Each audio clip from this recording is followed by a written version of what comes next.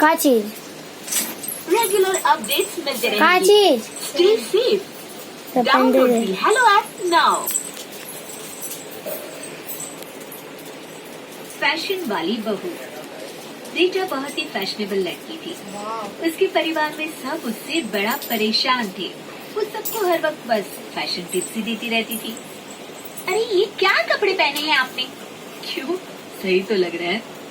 बस सही नहीं लगना है, हमें पार्टी में सबसे अच्छा दिखना है।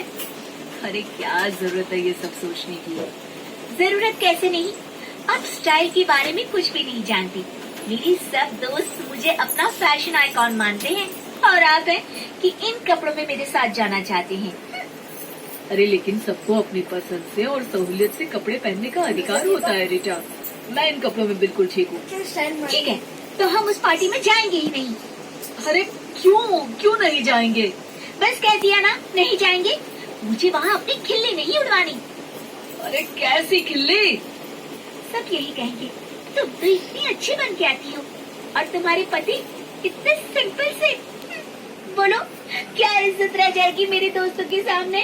इससे अच्छा है कि हम पार्टी में ही ना जाए। ओहो रीटा, तुम ना कभी कभी हद कर देती हो। अच्छा ठीक है, बताओ क्या पहनूं मैं? ये हुई ना बात। राजेश उन कपड़ों से बिल्कुल भी खुश नहीं था, पर रीटा के आगे उसकी एक ना चली।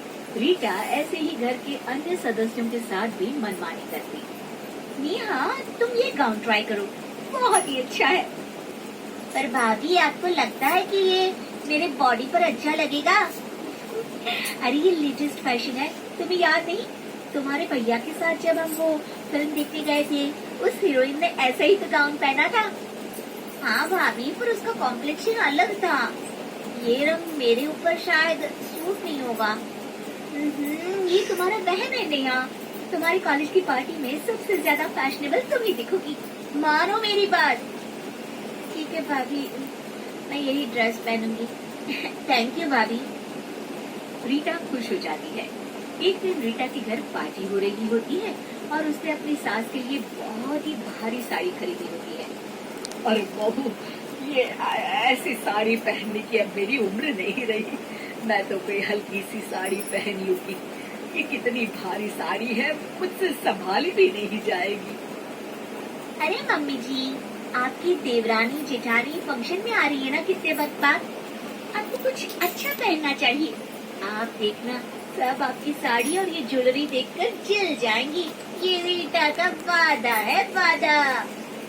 रीटा अपनी सास की एक नहीं सुनती और उनको वही भारी साड़ी और ज्वेलरी पहना देती है। लेकिन फंक्शन में रीटा की सास को बहुत ही असुविधा हो रही होती है साड़ी संभालने में। वो जहाँ भी जा रही थी, उनकी साड़ी बार बार उनके पैर से अटक रही होती है। ओहो, इस साड़ी में तो बिल्कुल भी चला ही नहीं जा रहा। और ये भारी सा हार गले में कितना चुभ रहा है। ये झुमके तो ऐसे लग रहे हैं कि मेरे कान को ही काट देंगे। ये बहू हमेशा फैशन के नाम पर अपनी मनमानी करती रहती है। रीटा की सास की देवरानी और जेठानी उनका मजाक बनाने लगती हैं। जी को क्या इस उम्र में शौक चढ़ा है इतना बन के घूमने का? अरे कोई शौक नहीं चढ़ा, सब दिखावा है, दिखावा। बेटा ज्यादा कमाने लग गया है ना, हमें जलाने के लिए ये सब देना है।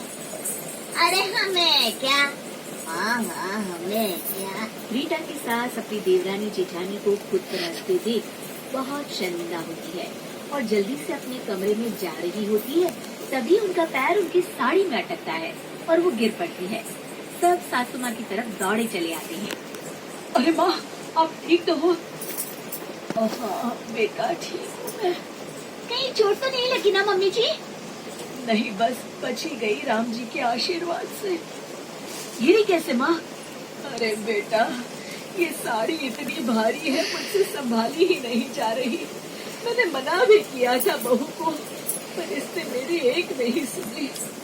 देखा रीटा, मैंने तुमसे कितनी बार कहा है कि फैशन से ज्यादा सहूलियत जरूरी है। जब किसी को कोई कपड़े में असुविधा हो रही हो, तो भी अच्छा दिखे, सब बेकार ही लगता है। आज तुम्हारी फैशन की जिद की वजह से माँ गिर गई। रीटा को पछतावा होता है कि उसके कारण उसकी सास को इतनी तकलीफ हुई। मुझे माफ कर दीजिए मम्मी जी, मैं अब कभी भी अपनी